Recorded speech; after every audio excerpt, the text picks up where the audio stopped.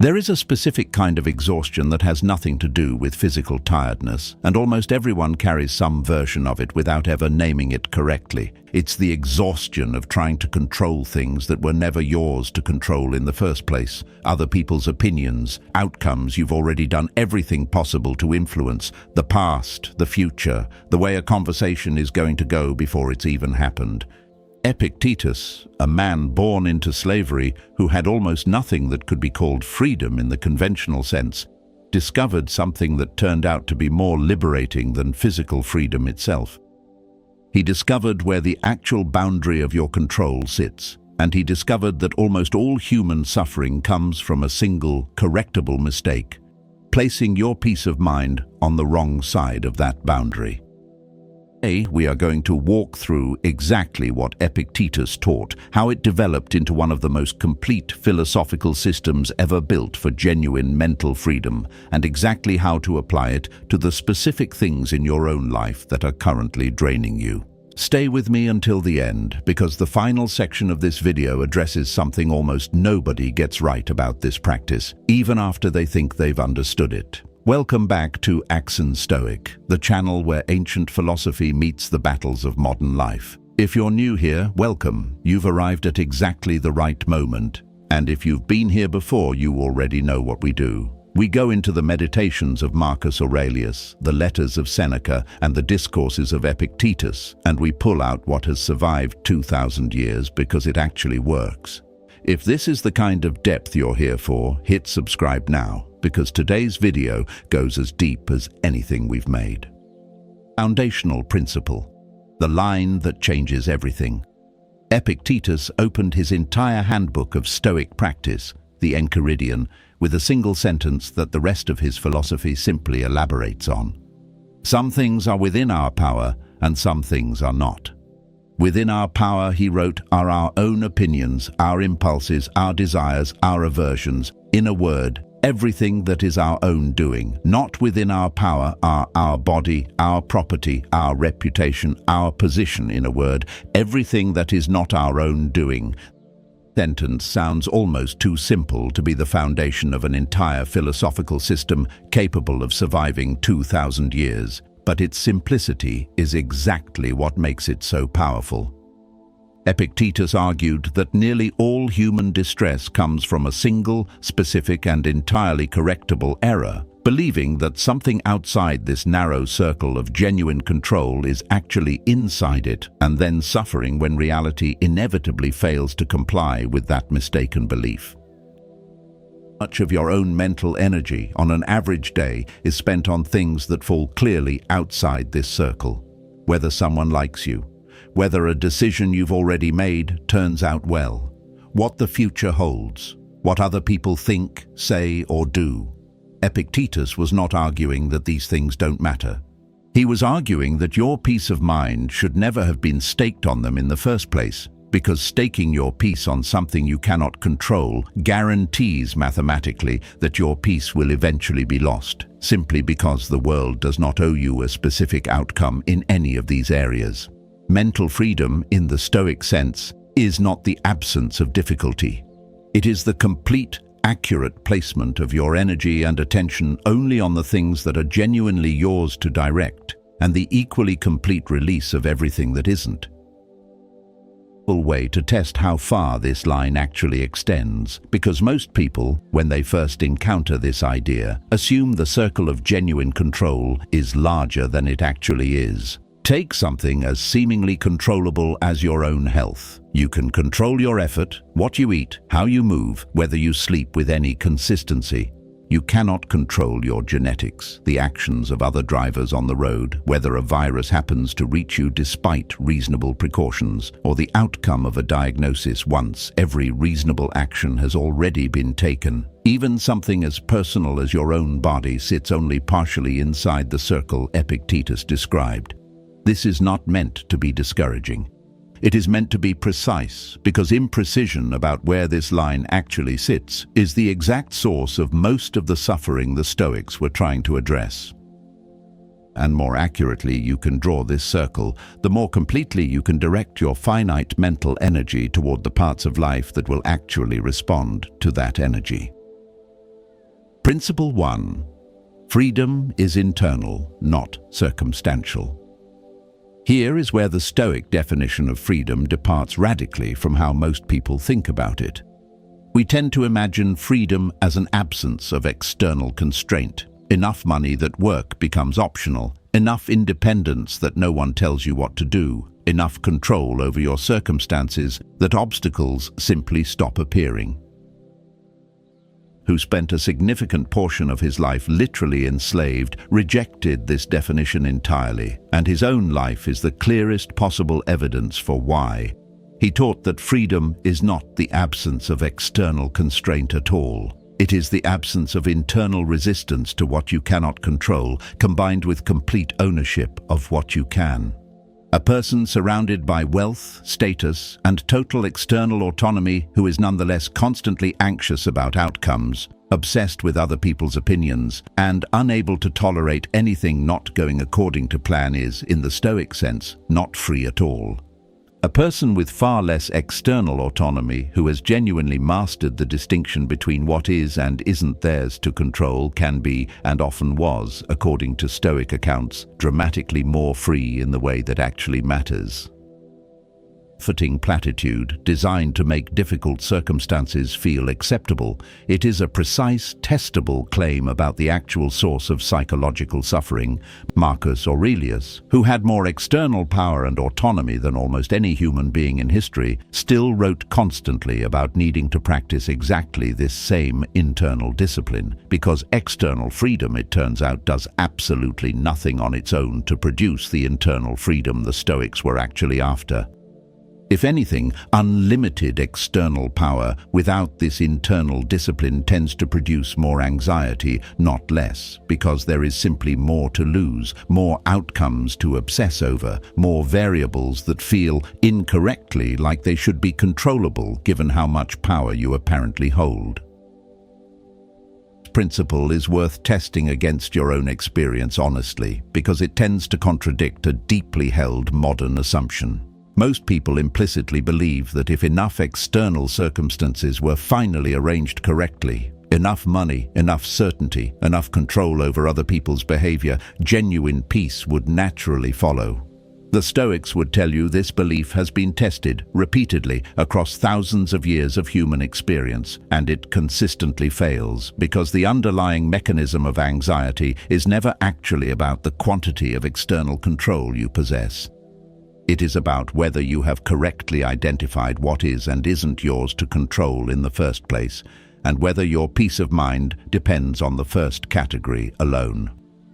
Principle 2. The difference between preference and attachment. This is one of the most practically useful distinctions in the entire Stoic system, and it corrects one of the most common misunderstandings about what letting go of what you can't control actually requires. The Stoics did not teach that you should stop preferring good outcomes to bad ones, or that you should approach life with total indifference to what happens.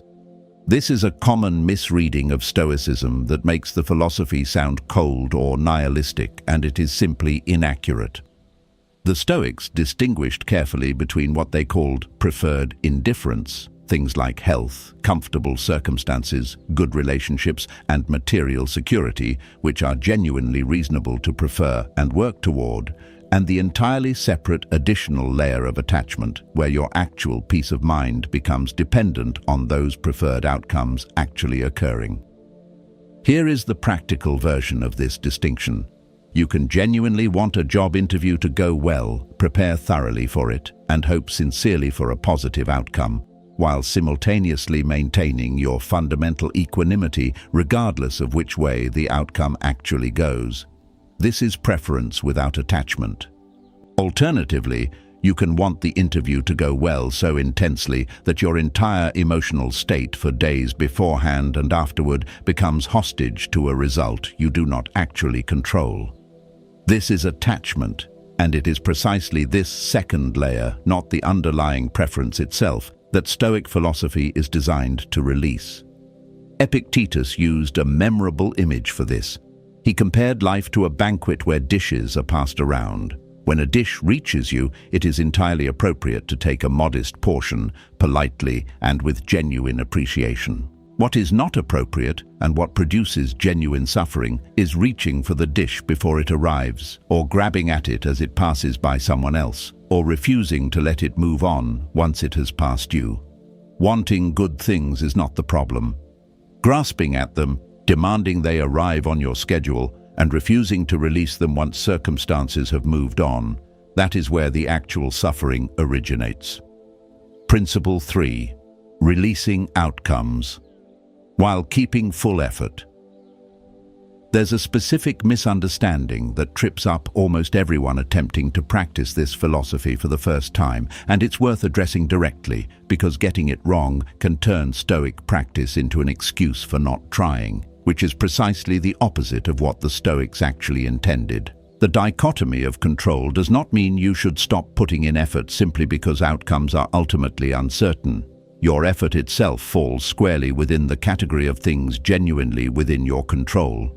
What falls outside your control is not the effort, but the specific result that effort produces, which depends on countless additional factors: other people's decisions, timing, circumstances, and often sheer chance that your effort alone cannot fully determine.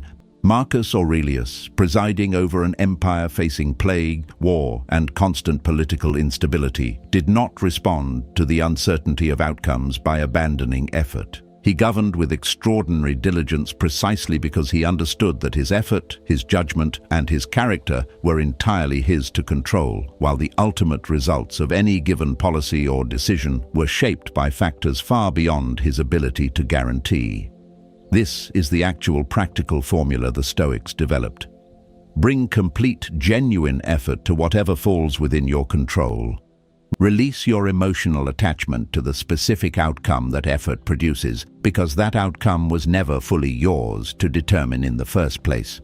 This formula solves a problem that plagues most people attempting to be simultaneously ambitious and calm. Without this distinction, ambition and peace of mind feel like they're in direct competition. The more you care about an outcome, the more anxious you become about whether it will happen. With this distinction properly internalized, the two stop competing entirely. You can care intensely about doing excellent work, while genuinely releasing your emotional stake in exactly how that work is ultimately received, recognized, or rewarded. Principle 4. The specific trap of trying to control other people. Of all the categories of things that fall outside genuine control, other people's thoughts, feelings, choices, and behavior are perhaps the ones most commonly and most painfully mistaken for something we can actually direct. Epictetus was remarkably direct about this. He taught that attempting to control other people's judgments or actions is not simply difficult. It is, by definition, an attempt to control something that was never available to be controlled by anyone other than the person themselves. This applies to a family member's choices, a partner's feelings, a colleague's opinion of your work, a stranger's reaction to something you've said. In every single case, the actual mechanism producing that person's internal state or external behavior belongs entirely to them, and any energy spent trying to force a specific outcome in that domain is energy spent, by definition, on something outside the boundary of your genuine control. This does not mean you cannot influence other people, communicate honestly with them, or advocate clearly for what you'd like to see happen. Influence remains genuinely available to you, and using it well is entirely consistent with Stoic practice. What Stoic philosophy asks you to release is the specific demand that your influence must succeed, the emotional insistence that another person's choice or opinion must land a particular way in order for you to feel at peace. Marcus Aurelius, ruling over senators and generals who frequently disagreed with him, understood this distinction clearly. He could present his reasoning, argue his position, and act with complete conviction while still maintaining genuine equanimity about whether any specific person was ultimately persuaded. The practical test here is simple and often uncomfortable to apply honestly. Notice, over the course of a single day, how much of your mental energy is spent trying to manage, predict or control how someone else feels or thinks about you or about a situation. In most cases, when this is tracked honestly, the number is far higher than people initially expect, and simply becoming aware of it is often the first real step toward releasing it. There's a particularly common variation of this trap worth naming directly because it disguises itself as care or responsibility rather than as an attempt at control. Worrying extensively about a loved one's choices, replaying conversations trying to determine the exact right combination of words that will finally change someone's mind, feeling personally responsible for another adult's emotional state. All of these feel, from the inside, like acts of love or diligence. The Stoics would ask you to examine them more precisely. Concern for someone's well-being, expressed through honest communication and genuine support, sits within your control. The demand that this concern actually succeed in changing their internal state or their choices does not, and confusing the two produces a very specific, very common kind of exhaustion, the exhaustion of caring deeply about outcomes that were never yours to produce, no matter how much love or effort you brought to trying. 5. Premeditation as training for letting go. The Stoics did not believe that mental freedom simply arrives through intellectual understanding of the dichotomy of control alone. They developed specific practices designed to train this discipline the way physical exercise trains the body, and one of the most important of these was premeditatio malorum, the deliberate, calm anticipation of difficulty or loss before it actually occurs. Seneca wrote extensively about this practice, recommending that before any significant undertaking, you spend a few genuine moments considering the various ways it might not go as planned, not to induce anxiety, but to remove the psychological shock that unprepared minds experience when circumstances outside their control fail to cooperate. He described this as rehearsing for fortune in advance, so that when adversity actually arrives, as it inevitably will, it meets a mind that has already, calmly, considered this exact possibility, rather than a mind experiencing genuine shock at the very idea that things could go wrong. This practice matters enormously for the broader project of mental freedom because it directly trains the muscle of releasing outcomes before you're actually forced to release them under real pressure. A person who has genuinely, calmly considered the possibility of a job not working out, a relationship ending, or a plan failing has already begun the process of separating their peace of mind from that specific outcome well before circumstances force the issue. This is not pessimism. Marcus Aurelius, who practiced this discipline extensively, remained deeply engaged, effective, and even optimistic in his actual conduct. The premeditation was not designed to make him expect the worst constantly. It was designed to ensure that his peace of mind was never fully hostage to a single specific outcome actually occurring, regardless of how much he hoped for and worked toward that outcome. Principle 6. Amor fati, the final stage of genuine freedom. The principle I promised at the beginning of this video would address something almost nobody gets right, even after understanding the dichotomy of control intellectually. Most people, upon first learning the dichotomy of control, interpret it as a defensive practice, a way to protect themselves from disappointment by lowering their emotional stake in outcomes they cannot guarantee. This is a reasonable first step, but it is not, according to the fuller Stoic tradition, the actual destination. The concept of amor fati, the love of one's fate, developed within Stoic thought and later made famous by Nietzsche, represents a further, more complete stage of this same practice. It is not merely tolerating what you cannot control, it is actively, genuinely embracing it, including the difficult parts, as the actual material your character is being built from. Marcus Aurelius wrote about this constantly in his private reflections, describing external events not as obstacles standing between him and some better alternate life, but as the actual substance of the life he was being asked to live well. This is the difference between a person who has learned to tolerate uncertainty, gritting their teeth through it while quietly wishing things were different, and a person who has genuinely made peace with the fact that most of life unfolds according to forces entirely outside their control, and has decided deliberately to meet that reality with something closer to welcome than resistance. This final stage is where genuine mental freedom actually lives. Not simply releasing your grip on what you cannot control, but arriving at a place where you no longer experience that release as a loss at all. The things outside your control were never actually yours to hold on to in the first place. Recognizing this fully, not just intellectually, but as a lived, settled internal reality, is the complete version of what Epictetus, writing from a life that began in literal chains, discovered was the only freedom that could never be taken from him by anyone. It's worth being honest about how far this final stage actually sits from where most people begin this practice, because presenting it as an easy or immediate destination would be dishonest. Tolerance of uncertainty comes relatively quickly with practice. Most people can learn, within weeks or months of genuine effort, to stop white-knuckling outcomes they cannot control. Amor fati, the genuine embrace of those same outcomes as welcome material rather than merely tolerated inconvenience, is a considerably longer practice, often built over years rather than months. The Stoics themselves treated it this way. Even Marcus Aurelius, writing his private reflections late into his reign after decades of practice, still found himself returning to these same themes repeatedly, as though the lesson needed to be relearned continuously rather than mastered once and retained permanently. This is not a discouraging observation. The practice itself, sustained over time, is the actual point, rather than some final state of enlightenment you eventually arrive at and then no longer need to maintain.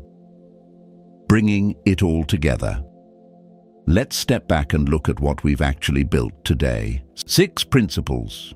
Understanding the precise line between what is and isn't within our control, recognizing that freedom is internal rather than circumstantial, distinguishing preference from attachment, releasing outcomes while maintaining full effort, recognizing the specific trap of trying to control other people, using premeditation as active training for letting go, and finally, moving beyond mere tolerance into the genuine embrace of amor fati that together explain exactly how Epictetus and the Stoics who followed him achieved a form of mental freedom that external circumstances, however difficult, were never actually able to touch.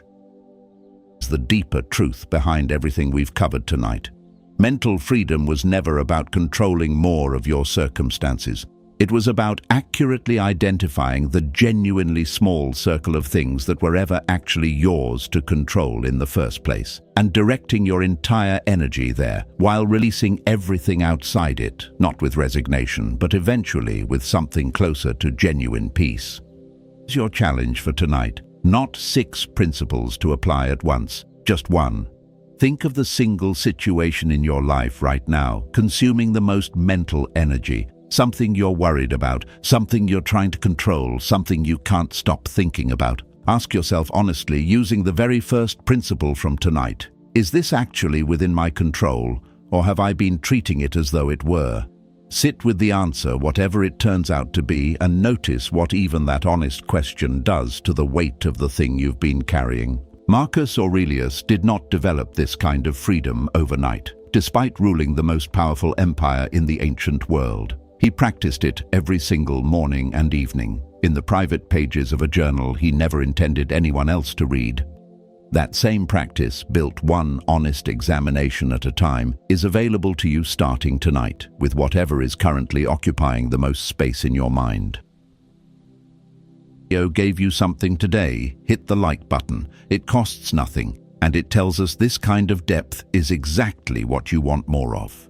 Leave a comment and tell me honestly, what is the one thing outside your control that you've been carrying the heaviest, that you're ready to finally set down? I read every comment on this channel, and I'll be down there with you.